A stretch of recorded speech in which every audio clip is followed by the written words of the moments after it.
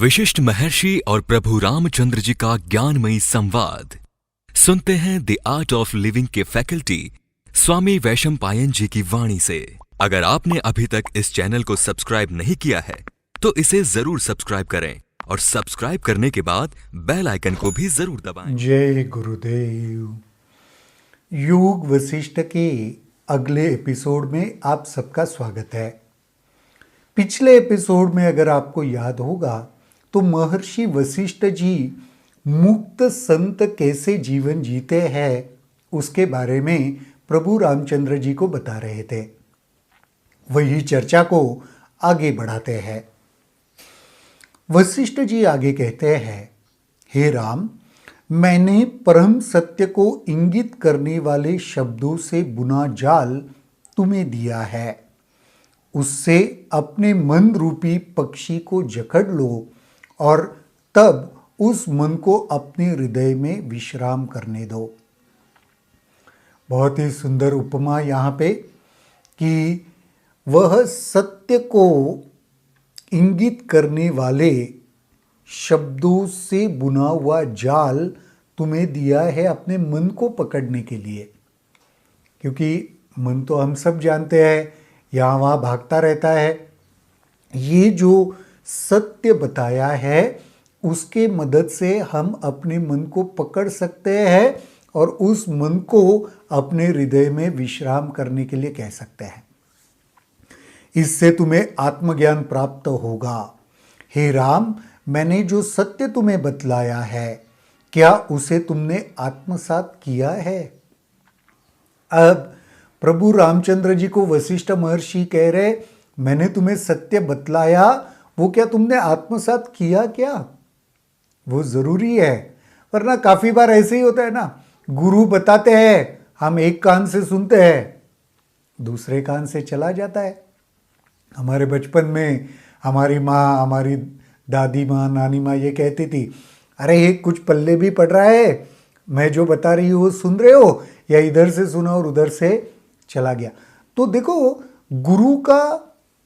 गुरु ना एक बार टटोल के देख लेता है कि मैंने तो तुम्हें सत्य बताया पर तुमने आत्मसात किया कि नहीं। वही वशिष्ठ जी यहाँ पे प्रभु रामचंद्र जी को पूछ रहे।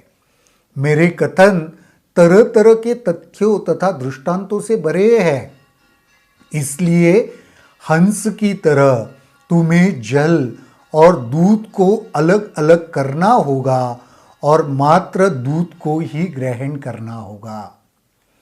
तो अलग अलग दृष्टांत भी दिए हैं ना, तो इसमें तुम्हें स्किलफुली वह जो दूध, हंस का काम पता है ना, ऐसी मान्यता है, हंस को अगर दूध और पानी इकट्ठा दे दो तो हंस दूध पी लेगा, पानी छोड़ देगा। तो उसी प्रकार ये जो दृष्टांत और ये जो सारा मैंने बताया उसके भीतर का ज्ञान परम सत्य तुम्हें वह चुन के लेना है। तो दृष्टांतों में बाकी की भी कुछ चीजें होगी, उनको छोड़ दो, लेकिन सत्य को आत्मसात कर लो। इस सत्य पर तुम बार बार विचार करो और इसका आदि से अंत तक मंथन करो। पुण्यात्मा, अब तुम इस पथ पर चलने के अधिकारी हो। अगर तुम इस विचार पर बार बार मंथन करोगे तो वह प्रस्थापित हो जाएगा, तुम्हारे भीतर उतर जाएगा और फिर तुम अब इस पथ पर चलने के अधिकारी हो गए हो। ये कह रहे वशिष्ठ जी।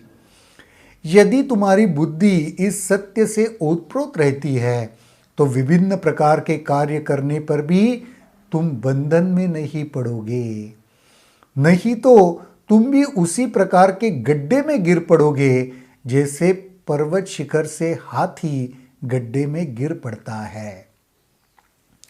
अगर यह ज्ञान से, यह सत्य से तुम्हारी बुद्धि ओतप्रोत रहेगी, यानी भरी रहेगी, फिर चाहे जीवन में तुम कुछ भी कार्य करो, कुछ भी करो, तुम किसी गड्ढे में नहीं गिरोगे। फिर उपमा क्या देते, जैसे हाथी किसी भी पर्वत शिखर से भागते हुए आता है और जो गड्ढा शिकारी ने बनाया रखता है उस गड्ढे में गिर जाता है। वैसे तुम्हारी हालत होगी अगर इस ज्ञान को तुम भूल जाओगे तो, सत्य को भूल जाओगे तो, यदि तुम मेरे उपदेश को बौद्धिक मनोरंजन के लिए संकल्पना के रूप में ग्रहण करोगे और व्यवहार में नहीं उतारोगे तो तुम अंधे व्यक्ति की तरह लड़खड़ाकर गिर पड़ोगे। मैं जो बता रहा हूं वो मनोरंजन नहीं है, परम सत्य है। तुम इसको एंटरटेनमेंट, वो कभी कभी होता है ना, बौद्धिक कसरत बोलते हैं उसको। कभी कभी लोगों को अलग अलग फिलॉसॉफीज में बड़ी दिलचस्पी होती है, आत्मसात कुछ नहीं है, लेकिन वह व्याख्या करने में, उसके ऊपर बातचीत करने में, सुनने में ही बड़ा आनंद आता है। ये मनोरंजन नहीं है। अगर इसे आत्मसात नहीं करोगे तो अंधा व्यक्ति जैसे लड़खड़ाता है वैसे लड़खड़ाओगे। परिपूर्णता या मोक्ष की अवस्था प्राप्त करने के लिए तुम्हें अनासक्त भाव से जीवन यापन करना होगा। जो कुछ तुम्हारे सामने आए तुम वही करोगे जो सभी परिस्थितियों के लिए उपयुक्त हो। इस बात को सदा ध्यान में रखना, क्योंकि सभी धर्म ग्रंथ इसी बात पर जोर देते हैं। परिस्थितियों से भागने के लिए किसी धर्म ग्रंथ ने नहीं सिखाया, कर्म करने के लिए सिखाया। तो भागना कहीं भी वह रास्ता नहीं है जीवन जीने का।